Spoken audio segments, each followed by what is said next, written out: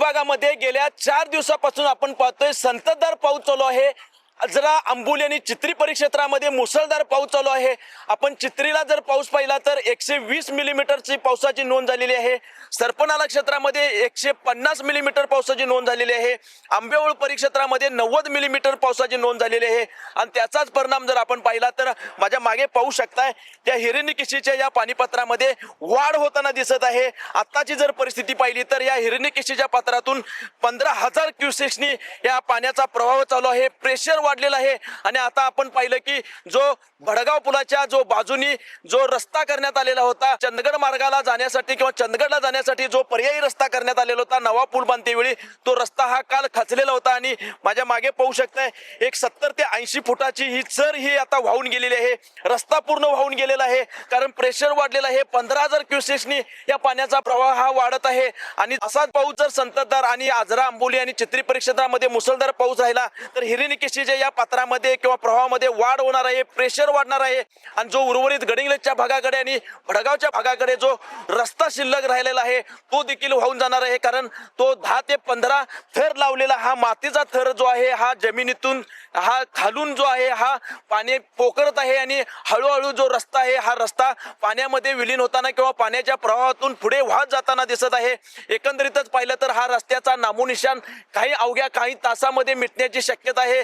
जो पर्यायी रस्ता केलेला होता तो आता हा रस्ता पूर्णपणे वाहून जाण्याची शक्यता आहे कारण मुसळधार पाऊस संततधार पाऊस या गडिंग्लज विभागामध्ये आणि आजरा परिक्षेत्रामध्ये मुसळधार पाऊस चालू आहे आणि आपण पाहिलं तर नव्या पुलाचं जे काम आहे हे अद्याप पूर्ण झालेलं नाही। त्यामुळे हा रस्ता चंदगडला जाण्याचा हा मार्ग बंद करण्यात आलेला आहे। पर्यायी जी व्यवस्था आहे जी 15 किलोमीटर मग ती जरळी मार्गे असेल किंवा गजरगाव मार्गे असेल इथून करण्यात आलेली आहे। या नागरिकातून तीव्र संताप व्यक्त केला जात आहे। कालपासून आपण पाहिलं तर नागरिकांना हा त्रास सहन करावा लागत आहे। विद्यार्थी असतील, शेतकरी असतील, रुग्ण असतील किंवा इतर जे वाहनधारक आहेत यांना 15 मीटरचा वळसा घालून जावं लागत आहे। प्रशासनाच्या हलगर्जीपणाने प्रशासनाने इकडे दुर्लक्ष केल्यामुळे हे केवळ हे नागरिकांना भोगावं लागत आहे। सोशल मीडियावर तशी चर्चा होताना दिसत आहे आणि आपण पाहिलं तर कालपासून हा रस्ता बंद करण्यात आलेला होता, काल खचलेला होता आणि आज हा 60 ते 70 फूट हा तुटून गेलेला आहे। आणखी एक गोष्ट महत्वाची म्हणजे नवीन जो पूल आहे या नवीन पुलावरून वाहतेलं पाणी बघण्यासाठी किंवा हा रस्ता तुटलेला आहे हा बघण्यासाठी नवीन पूल कसा आहे बघण्यासाठी येथे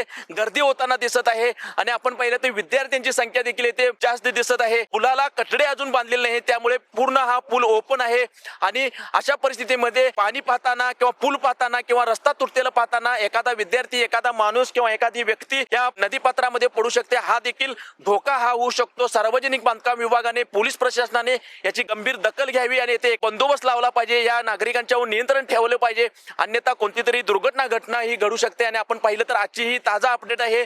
आपण अशाच अपडेट ह्या लाईव्ह टुडे मराठीच्या माध्यमातून देतो आहोत। तर एकंदरीतच पाहिलं तर गेल्या काही दिवसापासून चालू असलेला जो पाऊस आहे या पावसाकडे आणि या भडगाव पुलाकडे दरवर्षी जसं लक्ष लागलेलं असतं तशी यंदाच्या वर्षी ह्या तुटल्यामुळे आणि आता ह्या नवीन पूल कधी चालू होणार आणि वाहतूक कधी चालू होणार याकडे सर्वांचं लक्ष लागलेलं आहे।